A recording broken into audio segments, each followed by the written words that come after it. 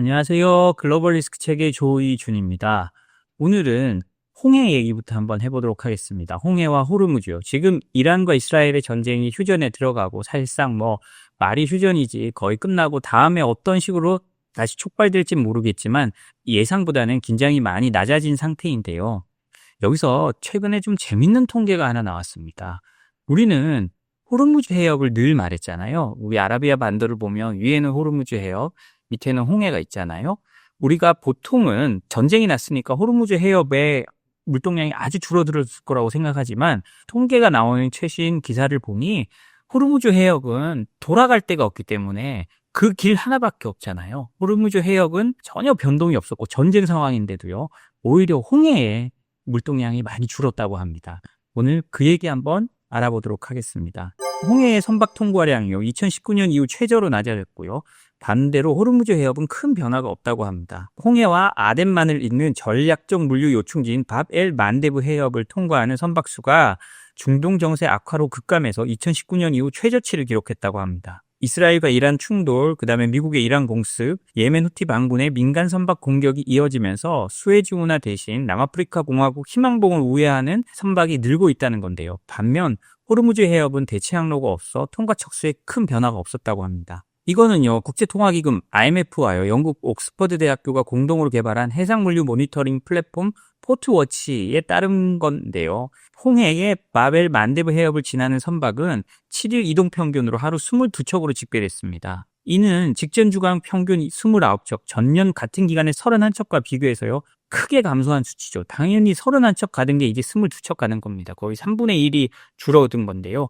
2019년 데이터 집계 이후에 가장 낮은 수준이라고 합니다. 그러니까 얼마나 홍해를 지나가던 배들이 지금 두려움을 느끼고 있는 건지를 알 수 있는데요. 이는 특히 예멘 후티 반군이요. 2023년 11월부터 홍해를 지나는 민간 선박을 계속 공격하고 있어서 선박들이 수에즈 운하 대신 수에즈 운하를 통해서 인도양으로 나가는 게 아니고요. 아프리카 희망봉으로 우회하는 사례가 크게 늘고 있다고 합니다.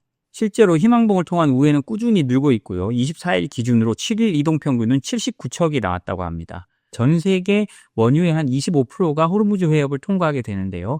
그리고 그 호르무즈를 통과하는 원유와 가스의 대부분은 한국, 중국, 일본으로 오게 됩니다. 특히 일본은 호르무즈 해협의 의존도가 한 73%, 우리가 70에서 72%, 그다음에 중국이 한 40 몇 프로가 되는데요. 사실 절대적이죠. 이렇게 절대적인 호르무즈 해협은 돌아갈 데가 없습니다. 그 길로밖에 다닐 수가 없잖아요. 그래서 호르무즈 해협은 이란의 봉쇄 위협에도 불구하고 대체 경로가 없어서 24일 기준 호르무즈 해협 통과 척수는요. 이동 평균으로 105척으로 그 전주에 105척, 전년 동기 101척과 비슷한 수준이 유지됐습니다. 그러니까 지난달 24일 기준이면 사실 전쟁이 거의 휴전으로 해서 끝나가던 그런 시간이었거든요. 근데 그 전주도 105척이고 그 주도 105척이었다는 거예요. 그러니까 그 전쟁이 격화되고 이런 거 상관없이 상선들은 그 길을 지날 수밖에 없었다는 겁니다. 어찌됐든 이런 걸 보면 우리의 에너지 안보가 얼마나 불안한 상황인 걸 알 수 있는데요. 대체 수단도 없습니다. 딴 데서 끌어올 수도 없잖아요. 그러니까 참 어떻게 생각하면 한국하고 일본, 그다음에 중국 포함해서요. 이 에너지 문제에 있어서는 굉장히 좀 불안한 상황이 계속될 수밖에 없다. 이렇게 생각이 듭니다. 우리가 지금 어느 정도 그 이란 이스라엘 전쟁이 휴전을 하고 평안해진 것 같지만 글로벌 해상 물류에는 계속 경고등이 켜져 있는 겁니다. 후티 반군도 여전히 활동하고 있고요. 그러니까 중동 리스크가 어떻게 될지 우리가 지금 꺼진 불도 다시 보자 하면서 계속 살펴봐야 되는 그런 상황이라고 할 수 있겠습니다. 이란 이스라엘 관련해서 휴전이 됐는데도요. 물리적인 전쟁이 끝난 것일 뿐이고요. 사이버 전쟁은 계속 이루어지고 있다고 하거든요. 그 소식 한번 알아볼 텐데요. 이란과 이스라엘의 군사 갈등이 해킹전으로 확산되면서요. 금융, 국방, 기술망 등 핵심 인프라에 해커들이 집중 공격하고 있다고 합니다. 우리는 보통 이번에 그 전쟁 날 때도요. 이스라엘이 이란의 어떤 거래소를 해킹하고 이런 사고가 있어서 해킹에서도 이스라엘이 절대적 우위에 있는 걸로 보이지만 실제로 전 세계의 모든 해커들이 공격하는, 그리고 전 세계 해커들은 이스라엘을 더 많이 노리고 있다고 합니다. 여기 보면 그런 게 나오는데요. 이스라엘이 최근 이란에 대한 군사작전을 감행한 직후 프레데토리 스페로우라고 불리는 친이스라엘 해커 집단이요. 이란의 주요 국영은행인 세파은행을 해킹해서 데이터 삭제와 서비스를 마비시켰습니다. 그 다음에서는요. 이란 최대 암호화폐 거래소인 노비텍스를 공격해서 9천만 달러, 약 1,200원 상당의 자산을 훔치고 파괴하기도 했는데요. 이번 사이버 공격은 이스라엘의 실제 군사작전이 시작되기 한 3일 전부터 급증했고요. 이는 공격 전 정찰 활동이 이루어졌음을 시사한다고 분석했습니다. 보안업체 NS포커스가 분석한 거에 따르면 그런 건데요. 정찰은 해커들이 대상 시스템의 취약점을 사전에 파악해 공격 계획을 세우는 단계로 해킹 과정의 핵심 준비 과정이라고 할 수 있습니다. 이에 맞서서요, 이란 지지 해커들은요, 지난 16일 이스라엘의 정부 시스템, 항공우주, 교육기관을 주요 표적으로 삼아 대규모 보복성 사이버 공격을 감행했는데요. 이스라엘이 올해만요 한 1,300건 이상의 해킹 시도를 받았고 갈등이 시작된 이후 전 세계 해커 활동의 37%가 이스라엘을 표적으로 삼았다고 밝혔습니다. 해커들은요, 백신 소프트웨어를 피하거나 데이터를 삭제하고 복구 시스템을 꺼버리는 등 이런 방식으로 이스라엘을 괴롭혔다고 하는데요. 이 보안업체인 NS포커스는요, 그 지정학적 긴장의 해커 집단을 국가의 비공식 사이버 프록시로 변화시키고 있다고 지적했습니다. 그러니까 사실상 이 해커들이 전위 부대로, 대리인으로 사이버전을 벌이고 있다는 겁니다. 이거는 우크라이나하고 러시아 전쟁이 벌어졌을 때도 마찬가지였는데, 우크라이나를 러시아가 침공하기 직전에 러시아로부터의 대규모 해킹이 있어가지고 그때 우크라이나의 정부 사이트를 관리해준 마이크로소프트가 그 샌프란시스코에서 이건 이상하다라고 생각해서 그때 차단을 하고 우크라이나 정부의 서버를 다 해외로 마이크로소프트가 옮겨줍니다. 그래서 지금 우크라이나 정부의 그 온라인 시스템이 정상적으로 남을 수 있었거든요. 이것처럼 모든 공격이 있기 전에 사이버 공격이 먼저 벌어지는 겁니다. 지금 이 기사에서 나온 것처럼 이스라엘의 이란에 대한 해킹 공격은 진짜 공격 시작 전 한 3일 전부터 급격히 늘어났다고 하잖아요. 그러니까 이제 해킹은 어떤 컴퓨터 전문가들의 일탈이나 이런 게 아니고 국가적 차원에서 조직적으로 이루어지는 어떤 침략 행위 그리고 침공 행위라고 할 수 있겠습니다. 저희가 제재를 전문으로 하는 컨설팅 회사고 정보 회사다 보니까 제재 문제를 많이 다루는데요. 이게 이제 얼마나 중요해졌는지를 한번 다시 알려드리겠습니다. 영국이요, 새로운 국가 안보 보고서를 내면서요, 제재를 핵심 안보 수단으로 명시했다고 합니다. 그러니까 우리는 안보를 지키기 위해서 제재를 무조건 활용해야 된다라는 겁니다. 이제 제가 뭐 계속 주장해왔던 거지만 이제 군사력의 대결보다는 어떤 경제적 제재와 사회적으로 이제 동맹들이 그 나라를 왕따를 시키는 방법으로 힘을 빼는 방식, 이런 것들이 이제 전 세계 표준으로 점점 자리 잡아가고 있는데요.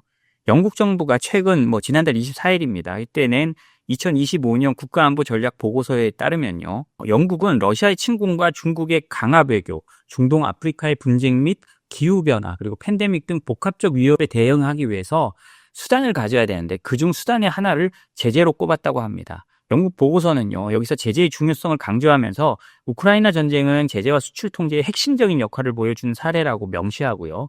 당국은 러시아 제재의 목적은 전쟁 지속 수단을 차단하고 주요 수입원 및 기술 접근을 제한하는 것이라고 보고서에서 밝혔습니다. 그럼 이 제재를 어떻게 활용해야 가장 효과가 있을 것인가에 대한 영국 정부의 답은 명확합니다. 보고서는 제재 조치는 G7 및 Five Eyes, 그러니까 미국, 영국, 캐나다, 호주, 뉴질랜드 같은 동맹들과 국제 파트너의 협력하에 시행될 때 가장 효과적이라고 하면서요, 협력하는 방향으로 제재를 해 나가야 된다는 겁니다. 이 말은 뭐냐? 앞으로 제재가 점점 더 글로벌화 될 수 있다는 거거든요. 우리가 미국 제재만 지킨다고 되는 게 아니라 미국 제재를 지키면 영국에도 그렇게 적용이 되고 EU에도 적용되고 이런 식으로 점점 퍼져나갈 거기 때문에 우리가 글로벌 제재를 바라보고 각 나라가 어떤 행동을 하는지를 지켜보고 접근해야 된다라고 보면 될 것 같습니다. 그런데요, 이렇게 영국이나 유럽이나 미국이 제재를 한다고 해서 중국이나 러시아가 가만히 있을 리가 없잖아요. 중국이요, 남중국해 영유권 문제로 충돌한 반중 성향의 필리핀 상원의원을 제재했습니다. 이게 큰 실질적인 경제적인 위협이 되는 건 아니겠습니다만 굉장히 상징적으로 하는 것이죠.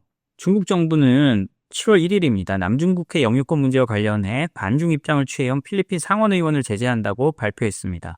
톨렌티노 상원의원은요, 자국 해양 영토를 명시한 법안을 발의해서 중국의 남중국해 영유권 주단을 차단하려고 한 사람이거든요.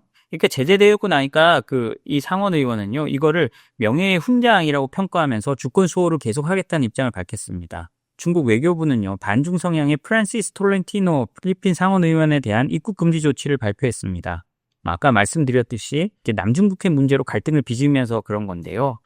이렇게 되면 중국 본토뿐만 아니라 당연합니다만 홍콩, 마카오에도 입국이 금지됩니다. 톨렌티노 상원의원은요, 지난해 11월 제정된 필리핀 해양구역법과 필리핀 군도 회로법을 대표 발의한 사람으로서요, 이 법안들은 남중국해 내 필리핀의 영해와 자원 권리를 재확인하는 내용을 담고 있습니다. 중국은 이 남중국 해에 아예 산호초 섬 같은 건데 콘크리트를 부어서 인공성을 크게 만들어서 자기네 땅이라고 주장하잖아요. 이런 상황에서 톨렌티노가 아니다, 여기는 필리핀의 영해다라고 법적으로 정해버렸으니 중국 눈앞에서는 아주 눈에 가시 같은 사람이었겠죠. 그러니까 이렇게 발표하니까 톨렌티노는요, SNS를 통해서 조국의 정당한 권리를 지키기 위한 싸움을 멈추지 않겠다라고, 그리고 이걸 명예의 훈장이라고 언급하기도 했습니다. 필리핀 외교부는요, 이번 조치에 대해 중국이 자국의 재량으로 내릴 수 있는 결정이지만 상호 신뢰 회복에는 전혀 도움이 되지 않는다고 했습니다. 그리고 필리핀은 중국 해경이 자국 선박에 물대포를 쏘는 장면을 공개하기도 하면서요, 이렇게 서로 감정 싸움을 하고 있는데요. 앞으로 중국이 구단선이라고 그러죠. 그 남중국 해를 자신의 바다라고 주장하면서 필리핀과의 이 갈등도 앞으로 좀 더 심해질 것으로 예상이 됩니다. 러시아도 요즘에 가만히 있지 않네요. 러시아도 독일의 다임러 트럭을 제재했습니다. 우크라이나에 차량을 공급했다는 건데요. 러시아가 독일 상용차 업체 다임러 트럭을 제재 대상 목록에 추가하면서 거래를 전면 금지했다고 합니다. 구체적인 이유는 밝히지 않았는데요. 러시아의 관영 매체는 다임러 트럭이 우크라이나군에게 차량을 공급했다고 주장하는데요. 이걸 보면요, 러시아가 블랙리스트에 올리면 똑같습니다. 미국과 똑같은데 러시아의 어떤 사람과도 거래를 할 수 없게 됩니다. 다임러 트럭은 과거에는요, 러시아 상용차 업체 카마즈와 합작해서 현지에서 트럭을 생산했지만 러시아 우크라이나 전쟁 발발 이후에 철수했다고 합니다. 그 러시아는 군용 차량이 우크라이나에 전달되는데 굉장히 민감하게 반응하고 있는데요. 러시아는 최근에도 독일 상용차 업체 만트럭버스 공장에서 차량 방화를 일으킨 배우가 자신들이라고 주장했다고 합니다. 러시아란 국가가 어떤 트럭 공장에 가가지고 불을 질러버린 거예요. 왜냐, 이 러시아가 했다고 의심되는 이유는 러시아의 선전 매체로 분류되는 텔레그램 채널 전쟁에 미친 사람들이라는 채널에서 이게 공개됐기 때문인데요. 독일 국방부는 방화로 불탄 차량이 연방국 물자였고 우크라이나로 보낼 계획은 없었다고 해명을 했다고 합니다. 이거는 사실은 그 독일에서 약간 변명같이 한 거일 수 있을 가능성이 있고요. 독일 연방군으로 보냈다가 그 트럭이 다시 우크라이나로도 전달될 수 있는 거니까요.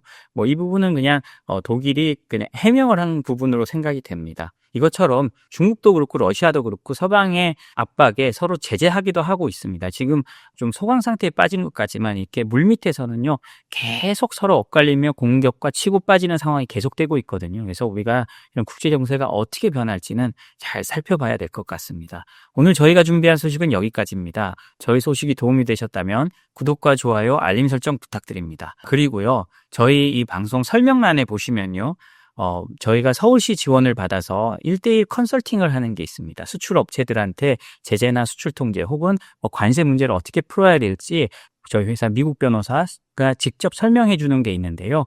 그 설명란을 보시고 신청해 주시면 감사할 것 같습니다. 또 새로운 소식으로 내일 뵙도록 하겠습니다. 감사합니다.